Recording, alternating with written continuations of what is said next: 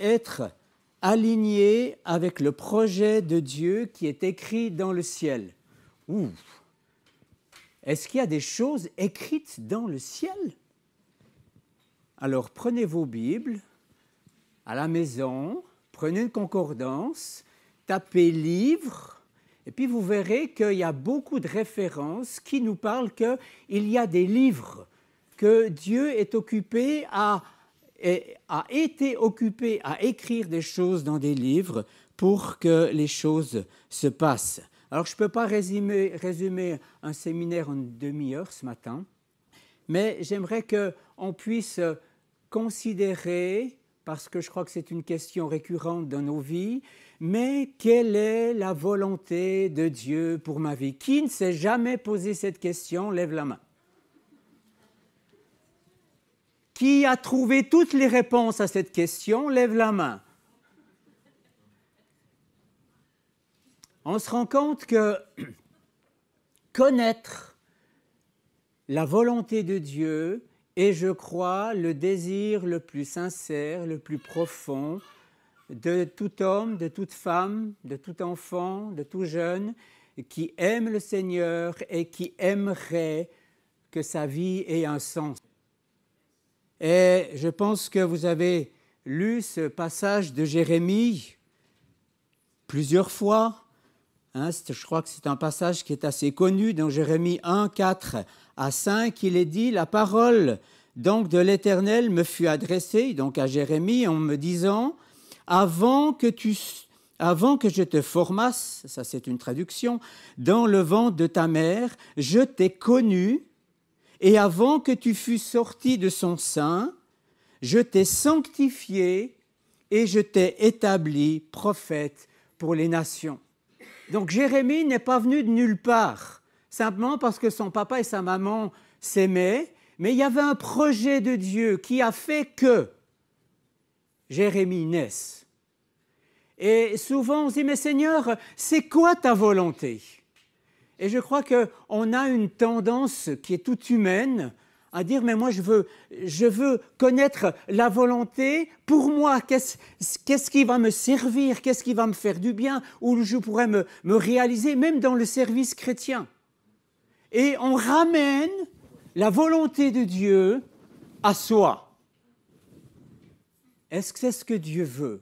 Quand on regarde ce texte de Jérémie, la volonté de Dieu pour Jérémie, c'est qu'il ne se prophétise pas, excusez-moi l'expression, parmi, à son nombril, mais qu'il soit prophète des nations. Ça veut dire qu'il soit prophète pour que le plan de Dieu que Dieu a pour les nations puisse se réaliser et que les nations puissent connaître le plan que Dieu a pour elles.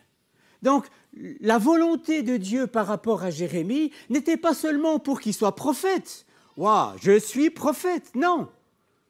Mais elle s'inscrit dans un projet qui est beaucoup plus grand et qui dépasse complètement la vie de Jérémie.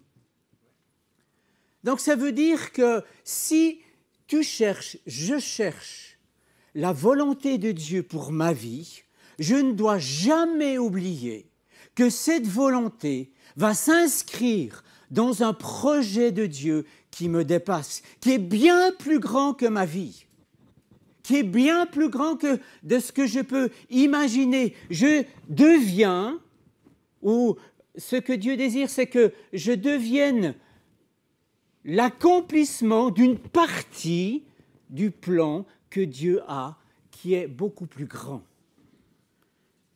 Et souvent, eh bien, on ramène les choses à soi et ce n'est pas juste. Ce n'est pas ce que Dieu veut. Dieu a un plan grand et global. Et ce plan n'a pas commencé parce que je suis né. Il y a quelques années, le projet de Dieu n'a pas commencé avec notre génération, avec la date de naissance du plus âgé parmi nous. Le projet de Dieu a commencé de toute éternité. Et de toute éternité, Dieu travaille à l'accomplissement de son projet. Et dans toutes les générations, eh bien, au travers de l'histoire, Dieu a des individus pour lesquels il a une place particulière et qu'il désire que ce qu'il a prévu pour cet individu s'accomplisse parce que ça fait partie de son grand plan. Et je crois que ça nous ouvre un petit peu l'horizon, ça met un horizon beaucoup plus vaste que ma propre vie, que ma propre vue de ce que je peux voir, où ça nous dépasse en tant qu'assemblée. Dieu a des projets pour nous en tant que famille chrétienne ici à Martigny. Mais ce projet que Dieu a pour nous en tant que famille, eh bien, est bien plus vaste. Il ne concerne pas simplement Moya 1, rez-de-chaussée et premier étage, au deuxième étage, je crois plutôt, avec les enfants. Mais il s'inscrit dans un projet de Dieu pour le Valais, dans un projet de Dieu pour la Suisse romande, dans un projet de Dieu pour la Suisse entière, dans un projet de Dieu pour les nations. On fait partie d'un projet extraordinaire. Et c'est dans ce projet que Dieu te dit, mais j'ai des choses que je veux que tu puisses vivre. J'ai des choses que je veux ou je désire que tu puisses accomplir. Parce que si tu ne l'accomplis pas, c'est comme un morceau de puzzle qui va manquer. Et on se rend compte au travers des histoires qu'il y a beaucoup de morceaux de puzzle qui ont manqué. Et que si, à partir du moment où nous devenons conscients de cette réalité-là, eh bien, Dieu nous interpelle et dit, est-ce que tu veux, est-ce que tu souhaites être celui ou celle qui va pouvoir te lever et racheter et réclamer ce qui n'a pas été accompli afin que le plan de Dieu devienne complet? David dit, dans le psaume 139, on connaît ce psaume, et j'ai pris la version Darby, comme ça vous serez obligés d'écouter. « Car tu as possédé mes reins, tu m'as tissé dans le ventre de ma mère, je te célébrerai de ce que j'ai été fait d'une étrange et admirable manière. Tes œuvres sont merveilleuses et mon âme le sait très bien. Mes os ne t'ont point été cachés lorsque j'étais fait dans le secret, façonné comme une broderie dans les lieux bas de la terre. Tes yeux ont vu ma substance informe et dans ton livre, mes membres étaient tous inscrits, de jour en jour, ils se formaient lorsqu'il n'y en avait encore aucun. » Dieu avait un projet pour David. Et je pense que quand on lit l'Écriture, quand on lit l'histoire de David, on se rend bien compte que David n'est pas tombé de nulle part et avait un projet extraordinaire que Dieu avait préparé pour sa vie. Et David confesse que ce que Dieu avait pour lui était inscrit quelque part, était inscrit dans les cieux. Et si David avait un livre qui était écrit par Dieu parce que Dieu avait un projet, avait un dessein pour David, eh bien c'est la même chose pour chacun d'entre nous. Et quand on lit la vie de David, eh bien ça dépassait, comme pour Jérémie, ça dépassait bien le cadre de sa propre vie. Oui, il est devenu roi, important, mais quand on voit David et quand on voit sa lignée, on se dit « Waouh ! Si David n'était pas né, il y aurait eu un gros morceau de puzzle qui aurait manqué. » Puisqu'on sait que Jésus est de la lignée de David.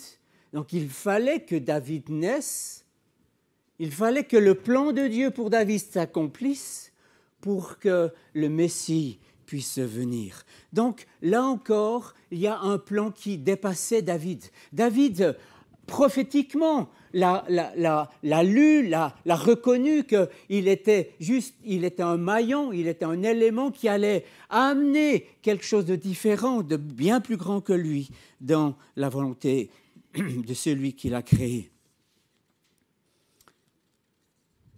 Donc, je crois que Dieu, aujourd'hui, souhaite semer un désir profond dans chacune de nos vies pour que nous souhaitions connaître qu'est-ce que Dieu a inscrit pour ma vie, qui va servir à l'accomplissement de son grand plan. Est-ce pas formidable que nous, petites créatures, imparfaites, il n'y a que moi qui est imparfait de toute façon, je puisse être utile pour servir dans ce grand plan de Dieu.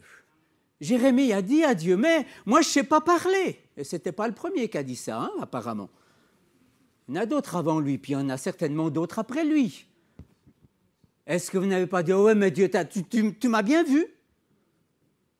Mon parcours, etc., etc. Ça ne change à rien de ce que Dieu a écrit d'avance.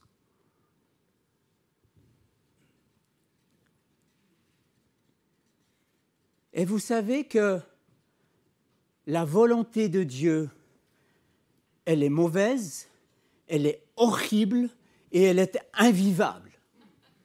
Vous savez ça? Vous le savez?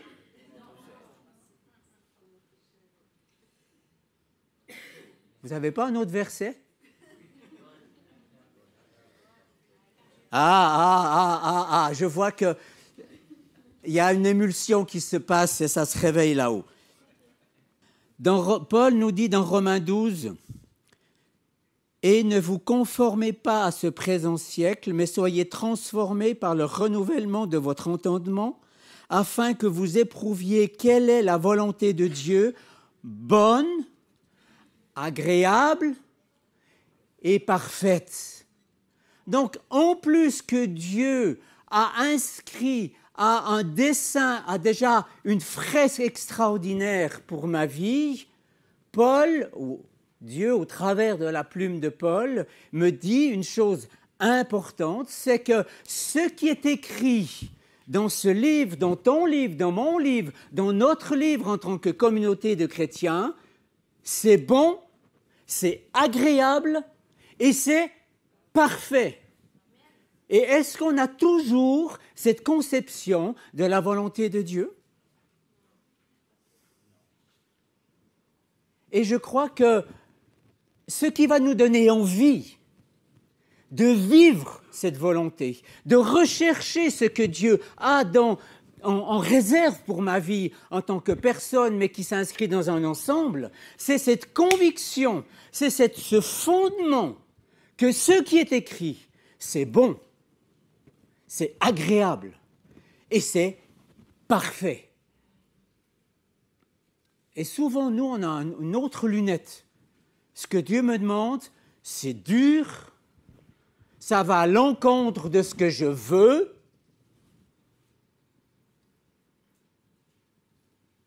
Mais ça, c'est notre regard.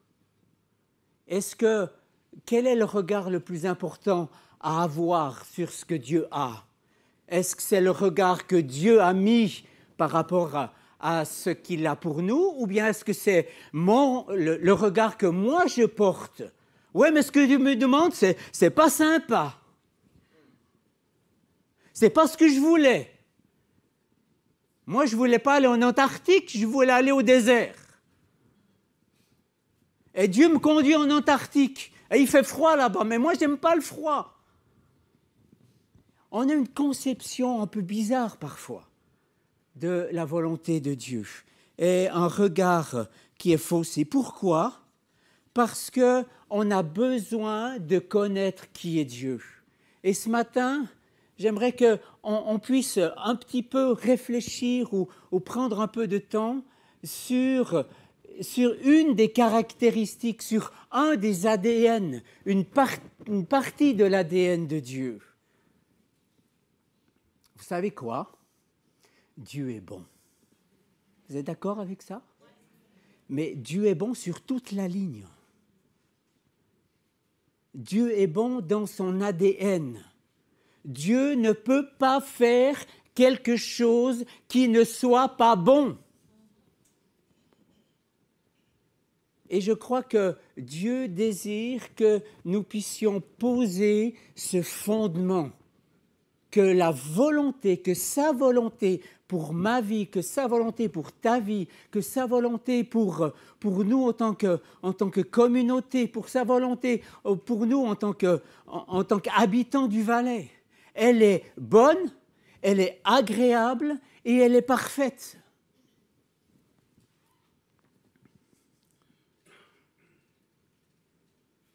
Et c'est vrai que ça remue un peu, parce que souvent on attribue des choses que l'on vit, des circonstances que l'on voit, qui nous affectent, on les attribue à Dieu.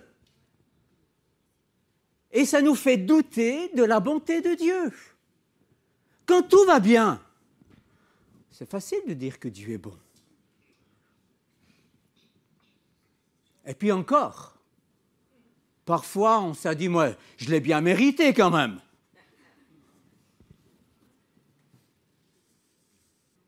Mais quand les choses sont plus difficiles, quand il y a, comme on le dit dans notre vocabulaire, une tuile qui se détache du toit, qui me tombe sur la tête, est-ce qu'on n'a pas eu cette réflexion? Tu aurais bien pu l'éviter, Seigneur. Donc, quelque part, on remet la culpabilité, non sur le propriétaire qui a mal attaché sa tuile, mais sur Dieu, parce que Dieu aurait pu faire tomber la tuile à côté. Donc Dieu n'est pas si bon que ça, parce qu'il a permis qu'une tuile me tombe sur la tête. Et donc ça me remet en doute cet absolu que Dieu est bon. Je pense qu'il n'y a personne qui l'a vécu ici. Personne n'a remis en doute à un moment donné de sa vie que Dieu était vraiment bon.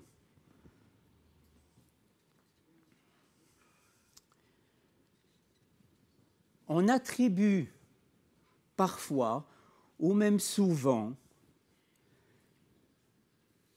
des conséquences fâcheuses, des situations difficiles, on a tendance à les attribuer à Dieu. Et de dire, ouais, mais Dieu, si tu es vraiment bon, tu ne penses pas que tu aurais pu éviter ça? Et pourtant, dans la parole, il y a énormément de textes qui proclament cet absolu de Dieu. Et on va en prendre quelques-uns. Dans Exode 34, verset 6, il est dit ceci, « Et l'Éternel passa devant lui, donc devant Moïse, et s'écria, « L'Éternel, l'Éternel, Dieu miséricordieux et compatissant, lent à la colère, riche en bonté et en fidélité. » Néhémie 9, verset 17, « Mais toi, tu es un Dieu prêt à pardonner, compatissant, miséricordieux, lent à la colère, riche en bonté, tu ne les abandonnes pas. » Psaume 36, verset 8, « Combien est précieuse la bonté de Dieu! À l'ombre de tes ailes, les fils de l'homme cherchent un refuge. » Psaume 68, 11, « Ton peuple établit sa demeure dans le pays que par ta bonté, ô Dieu, tu avais préparé pour les malheureux. » Romains 2, 4, « Ou méprises-tu les richesses de sa bonté, de sa patience, de sa longanimité, ne reconnaissant pas que la bonté de Dieu te pousse à te repentir ou à la repentance? » Et un dernier verset tiré du psaume 27, où on prendra un petit peu de temps avec ces quelques pensées de David. « N'eût été que j'ai cru », c'est la version Martin, donc c'est pas un français très parisien, mais j'ai fait exprès. « N'eût été que j'ai cru que je verrais les biens ou la bonté de l'Éternel en la terre des vivants. C'était fait de moi. » Donc, qu'est-ce que ça veut dire? Si David n'avait pas cru qu'il verrait la bonté de lui, c'était fait de lui. Parce que sans la bonté de Dieu, je ne peux pas vivre. Ce qui me fait vivre, c'est la bonté de Dieu. Ce qui me donne la vie, c'est la bonté de Dieu.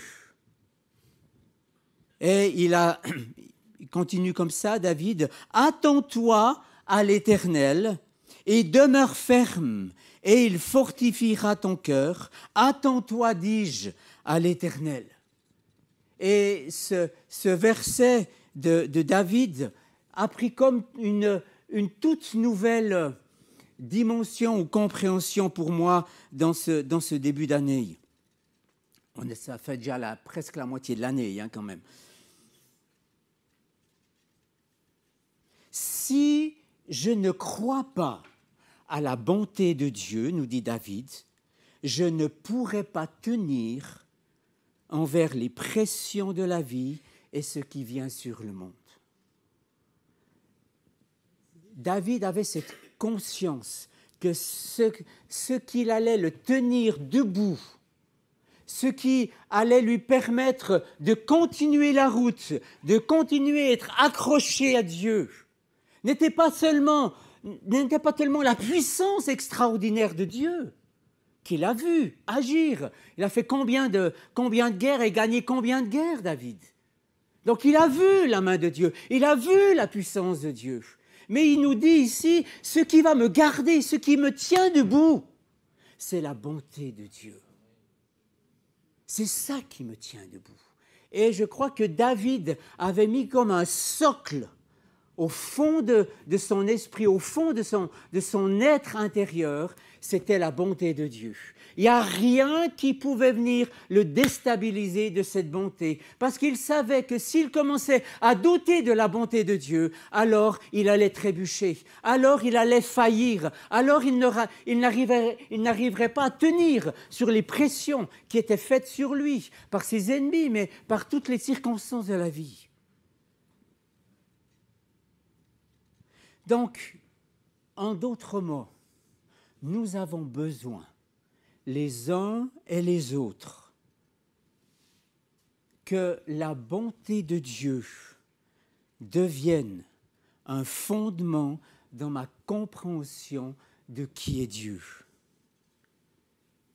Et va me permettre de traverser les bons moments de ma vie en reconnaissant pleinement la bonté de Dieu, mais aussi les mauvais moments ou les moments plus difficiles où je peux dire, où je peux déclarer « Dieu, tu demeures un Dieu bon ».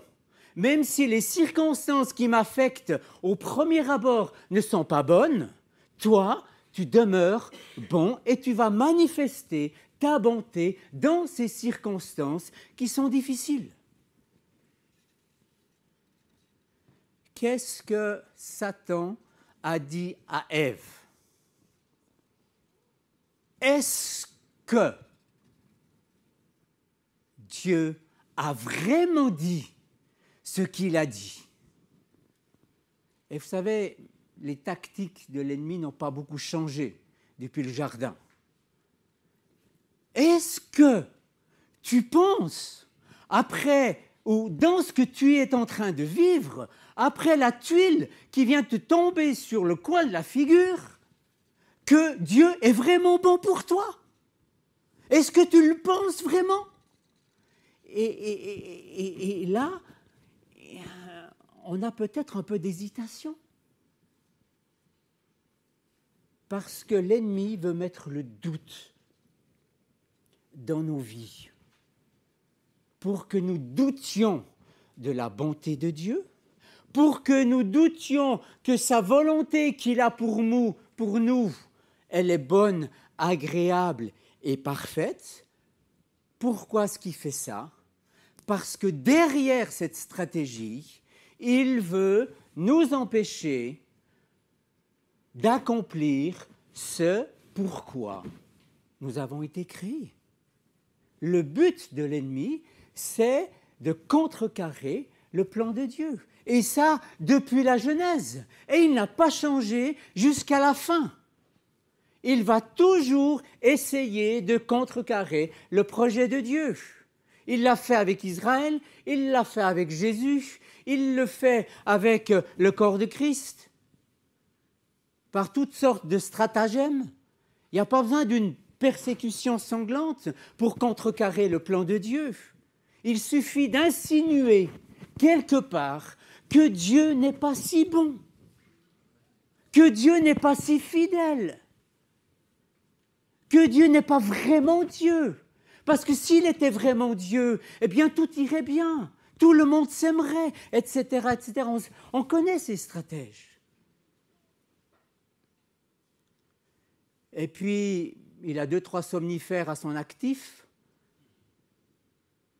qui ne nous endorment pas totalement, mais qui nous laissent un petit peu en léthargie et incapables de réagir et incapables de se lever pour accomplir ce pourquoi nous sommes nés.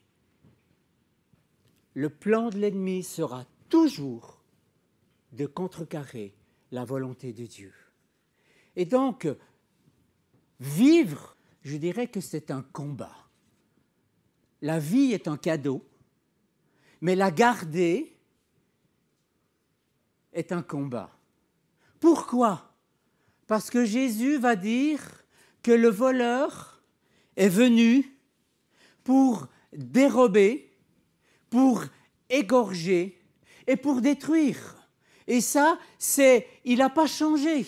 Et il va essayer dans ta vie, au travers de toutes sortes de circonstances, venir détruire la volonté que tu as d'accomplir ce que Dieu a prévu pour toi, au travers de toutes sortes de circonstances. Mais j'aimerais que cette réalité soit profondément inscrite au fer rouge, ou imaginez toutes les façons possibles, imaginables, mais que Dieu est bon. Et si vous retenez qu'une chose ce matin, de tout, j'allais dire de tout mon blabla, de tout ce que je vous partage, c'est que Dieu est bon. Et Dieu le demeure. Parce qu'il ne peut pas être autrement. Il ne peut pas être autrement. Il est bon, point barre. Il n'est pas bon, mais. Il n'est pas bon, si. Il est bon, point. Et Jésus va souligner ça. Dans Matthieu 7, verset 11. « Si donc méchants comme vous l'êtes, vous savez donner de bonnes choses à vos enfants, à combien plus forte raison votre Père qui est dans les cieux donnera-t-il de bonnes choses à ceux qui le lui demandent ?» Donc Jésus fait la comparaison entre nous, pères faillibles, etc., etc. On pourrait faire une longue liste pour tous ceux qui sont papas. On est des papas parfaits. On est faillibles. Mais même dans cette faillibilité, on est capable de donner de bonnes choses à nos enfants. Alors si Dieu qui est bon, mais parfaitement bon, mais plus que parfaitement bon, alors est-ce que lui peut nous donner des choses qui sont mauvaises ? Non. Les malheurs dans ta vie ne viennent pas de Dieu. La maladie avec laquelle tu te bats, elle ne vient pas de Dieu. Et je crois que ça, il faut que ça soit inscrit, que ça soit cloué. Et même s'il faut le répéter tous les cultes, jusqu'à ce que ça soit... Vous savez, une fois que le clou, il est enfoncé, mais vraiment enfoncé, ben on ne peut plus l'arracher. Donc il faut que ça soit vraiment cloué profondément, que Dieu est bon et ne peut pas te donner autre chose que des choses bonnes.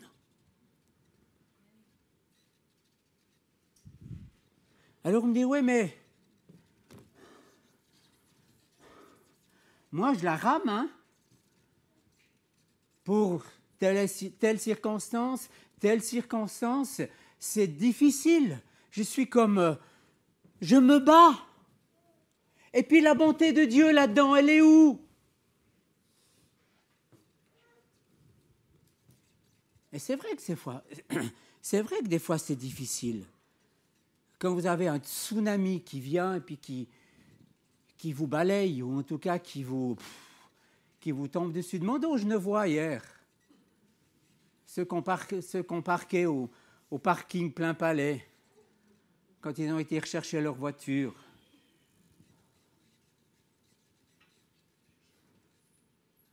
On a vu juste une petite image de ces trombes d'eau qui ont déferlé sur Genève. C'était... Oui. Et puis la bonté de Dieu là-dedans.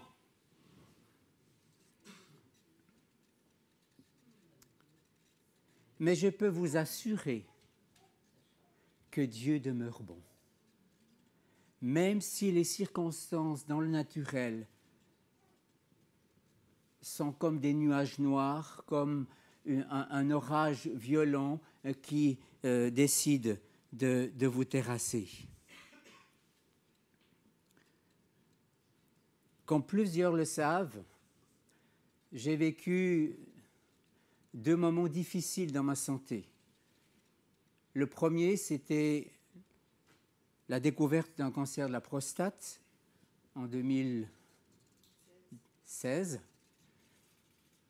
Et j'ai été opéré par ablation complète de la prostate en 2017. Et on pourrait se dire, oui, mais et Dieu là-dedans? Où est Dieu là-dedans? Tu l'aimes? Et puis t'as vu ce qu'il te donne? Non. Dieu était bon parce qu'aujourd'hui, selon les examens médicaux, encore les derniers, il n'y a plus de traces de cancer. Dieu est bon. Alors c'est vrai qu'on n'a pas été à l'hôpital fleur au fusil. Mais Dieu a accompagné les médecins. Dieu a choisi ce chemin-là pour amener la guérison, pour faire éclater sa bonté. Or, c'est sûr que ça aurait été plus simple de ne pas avoir besoin d'aller en salle d'op et puis d'avoir une petite cicatrice. Et puis, les événements qui ont suivi après. Mais Dieu est bon. Dieu est bon. Dieu manifeste sa bonté même dans l'orage. Et au mois de janvier cette année, 2e tsunami. On n'a rien vu venir. D'ailleurs, en général, les tsunamis, ils ne prévoient pas 2 semaines à l'avance. Et au travers d'une crise d'angine de poitrine à l'effort, ça a conduit différents examens, et je pense que la majorité le savent, qui ont détecté que j'avais 3 coronaires qui étaient bouchés entre 70 et 99%. On n'a rien vu venir. Encore l'été passé, on a fait des courses de montagne avec Josiane, moi j'ai fait du VTT. On n'a rien vu venir. Et en 1 semaine, des symptômes se sont succédés qui ont ouvert la porte à des examens qui ont été faits rapidement et où le diagnostic a été posé d'une manière précise. Et je prévenais, mais attends, elle est où la bonté de Dieu là-dedans? Vous savez où elle est? C'est que je n'ai pas fait d'infarctus. Et je dis, mais Seigneur, merci. Merci. Merci de ce que les choses ont été assez loin, mais pas trop loin, pour qu'un diagnostic soit posé et que le bon traitement soit proposé. Alors c'est vrai que c'était le traitement de choc. Et on pourrait se dire, mais Seigneur, tu n'aurais pas pu faire qu'on évite une cicatrice encore supplémentaire à la verticale?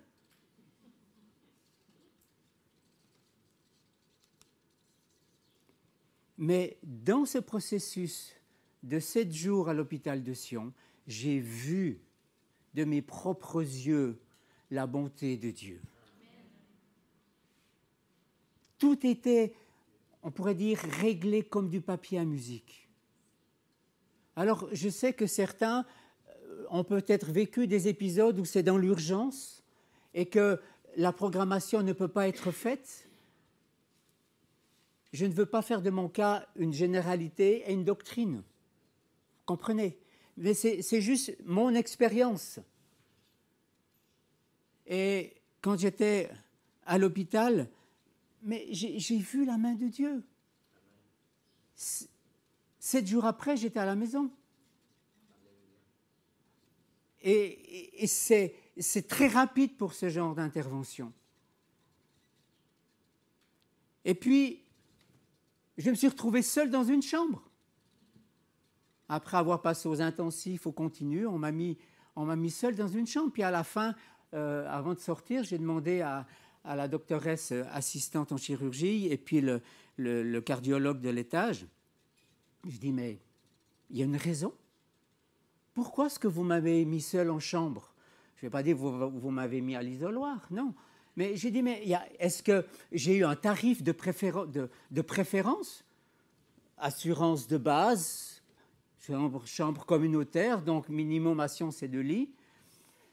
Ils m'ont dit 3 choses. Monsieur, nous avons vu que vous étiez très bien entouré. Nous voulions vous éviter de contracter une autre pathologie. Parce que c'est vrai que dans les autres chambres, ce n'était pas forcément du gâteau. Et puis, la 3e qui m'a scotché, il m'a dit, écoutez, on a vu qu'on pouvait vous faire confiance. Moi, j'étais scotché. Je dis, mais ça, si ce n'est pas un cadeau de la bonté de Dieu, alors qu'est-ce que c'est? Et différentes choses, la manière dont j'ai vécu ces 7 jours de progression dans le premier épisode de rétablissement, opéré lundi, réveillé mardi matin, mercredi dans les couloirs, jeudi dans la cage d'escalier. Qu'est-ce que vous voulez de plus? Et puis vendredi, samedi et dimanche, j'ai fait un peu de sport dans la cage d'escalier. Dieu est bon. Et la suite, c'était la Souva pendant 10 semaines, pour ceux qui sont donc un programme de réhabilitation ou de réadaptation pour les maladies cardiaques qui dure pendant 10 semaines à la Souva à Sion, en ambulatoire. Mais c'était un bon parcours. Dieu était bon et tous les tests finaux, que ce soit la Souva, que ce soit en cardiologie, eh bien, c'était ascendant. Il n'y a rien qui est resté stationnaire. Juste un exemple. Bon, je sais que vous n'êtes pas dans le médical, moi non plus. Mais nous avons tous une puissance d'éjection. Quand le sang est éjecté dans les artères, il y a un coefficient. Et le coefficient, je dirais, moyen, il se situe entre 60 et 70. Avant l'opération, j'étais à 50. Après l'opération, j'étais à 55. Et au milieu de la réhabilitation à la Souva, je suis monté à 62. Et mon cardiologue m'a dit, « Monsieur Chevalet, vous êtes rentré dans la norme. » Mais c'est cadeau. C'est cadeau. Et il y avait 2 parties dans mon muscle cardiaque qui étaient comme les marmottes en hiver, qui étaient devenues paresseuses, mais elles n'étaient pas mortes. Mais paresseuses parce qu'il n'y avait pas assez de flux sanguin. Et après les 5 semaines de réhab, eh bien, mon cardio m'a dit, mais écoutez, il y en a une qui vit pratiquement normalement, et puis l'autre, elle est en train de se réapprovisionner en oxygène, et elle va nettement mieux qu'au début. Mais ça, c'est miraculeux. Dieu est bon, mes amis. Alors, si je vous dis ça, ce n'est pas pour me mettre... D'ailleurs, je n'ai pas de bretelles.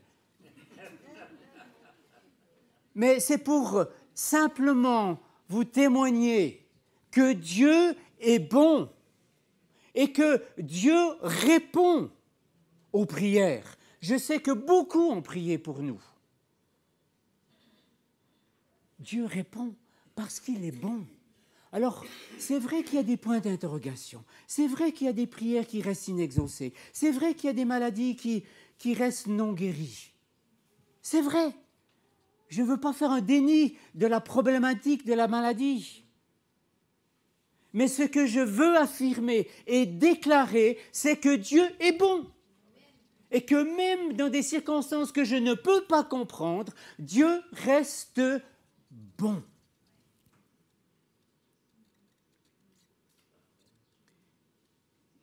Et peut-être une dernière chose que j'aimerais partager avec vous, j'en ai trop écrit comme d'habitude.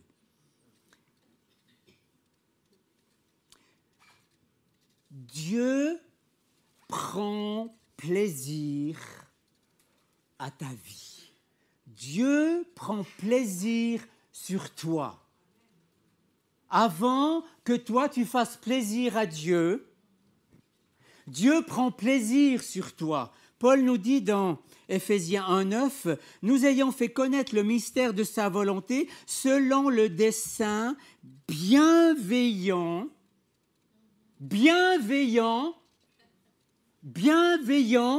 ne confondez pas malveillant, bienveillant, qu'il avait auparavant résolu. » Donc c'est quelque chose qui est décidé. Il ne devient pas bienveillant parce que tu as fait ta BA. Il ne devient pas bienveillant parce que tu as donné une grosse aumône. Il ne devient pas bienveillant parce que tu étais visiter un malade à l'hôpital ou à la prison. Il a résolu en son cœur, avant que tu sois né, d'avoir un dessein dans lequel lui prend son pied.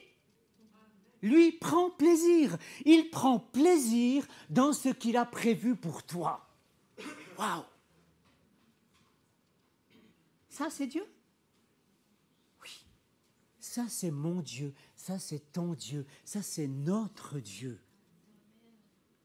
Tout ce qu'il décide, tout ce qu'il crée, il prend plaisir. Il se réjouit de créer. Il se réjouit de dire « Waouh !»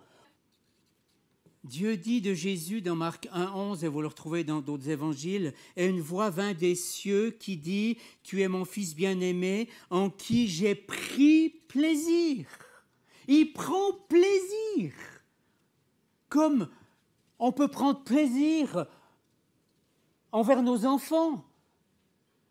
Des fois, c'est plus facile que s'ils sont petits. Ah, tu te rends compte? Il fait 2 pas.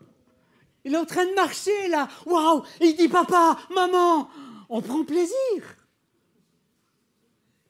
Mais je crois que nous avons à prendre plaisir dans nos enfants, même quand ils seront plus grands. Même quand ça remue un peu dans les brancards. Parce qu'on s'affirme, parce qu'on remet des choses en doute, parce que, voilà. Prendre plaisir. Dieu prend plaisir. Est-ce que tu penses que ton attitude a toujours fait plaisir à Dieu? Tant Dieu continue à prendre plaisir. Dieu continue à prendre plaisir parce qu'il est bon et il aimerait faire fondre nos résistances par sa bonté. Il aimerait nous amener à réaliser, mais alors, je veux moi aussi répondre à ce bon plaisir.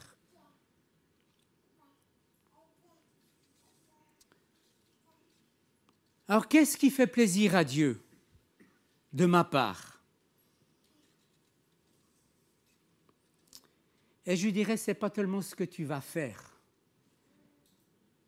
C'est déjà le fait de croire que Dieu prend son plaisir en toi.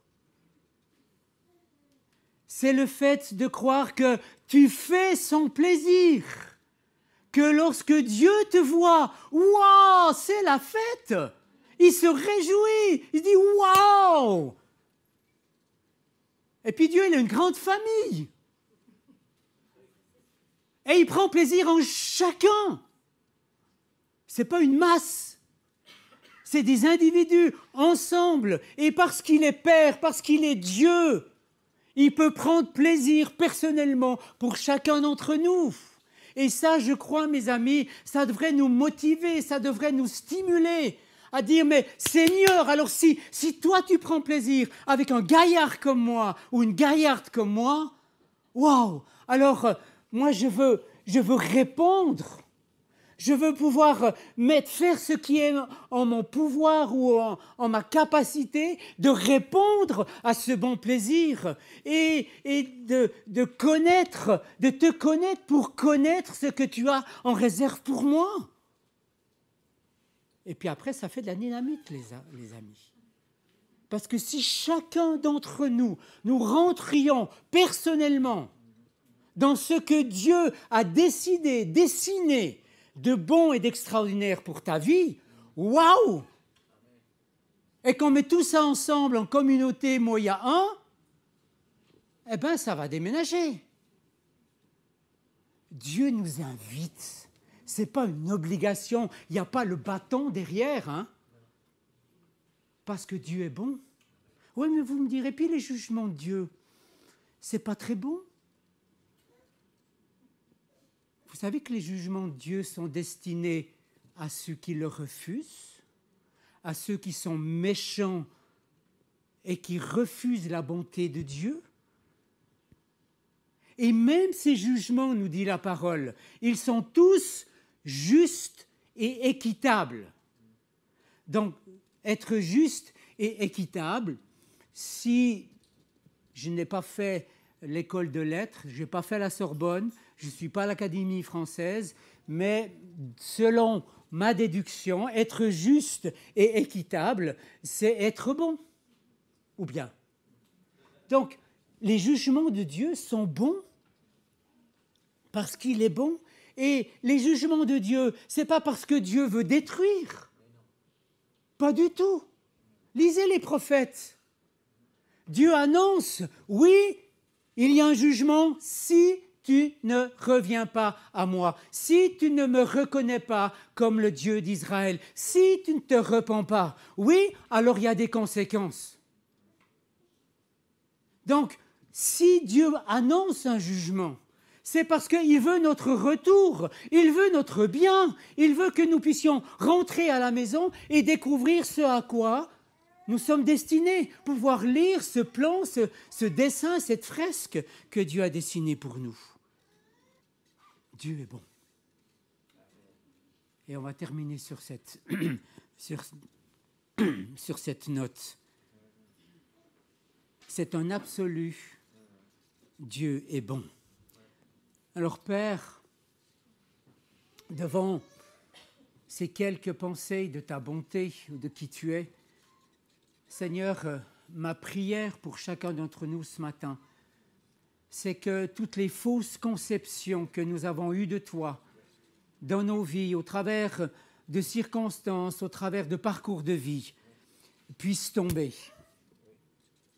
Que ces murs de résistance, que ce qui s'est construit entre nous et toi, soit détruit ce matin par la vérité de ta bonté, par la vérité de ta compassion, par la vérité de ton désir de pardonner,